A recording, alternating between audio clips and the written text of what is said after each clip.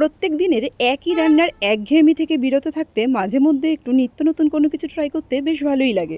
আজকের রান্নাটা সেরকমই একটু অন্যরকম প্রকৃতির, মানে ডিমের কারিটাই একটু অন্যরকমভাবে করলে খেতেও বেশ মন্দ লাগে না, আবার রান্নাটা করতেও কিন্তু বেশ ভালোই লাগে। এখানে একটা পাত্রের মধ্যে 5খানা ডিম একটু নুন দিয়ে ফেটিয়ে নিয়েছি।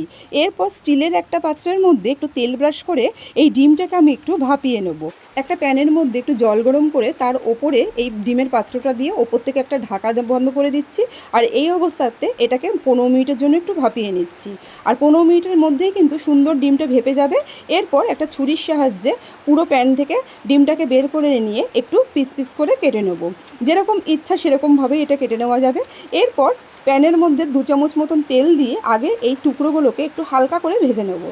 ভেজে নিয়ে ওই প্যানের মধ্যেই পরিমাণ মতন একটু তেল দিয়ে একটু জিরে ফোড়ন দিয়ে ডুমো করে কেটে রাখা আলু আগে দিয়ে একটু ভেজে নিচ্ছি।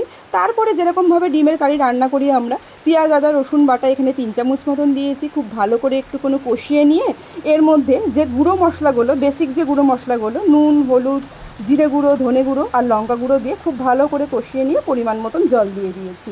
এখানে কিন্তু ডিমের কারিটা একদম মাখো মাখো খেতে ভালো লাগে, সেই হিসাবে জলটা দিয়েছি। এরপর ভেজে রাখা ডিমগুলো দিয়ে ওপর থেকে একটু ধনেপাতা কুচি আর একটু গরম মশলা গুঁড়ো দিয়ে নামিয়ে নিলেই কিন্তু এই ডিমের কারিটা একদম রেডি। একটু নিত্য নতুন হলেও খেতে কিন্তু বেশ ভালোই লাগে।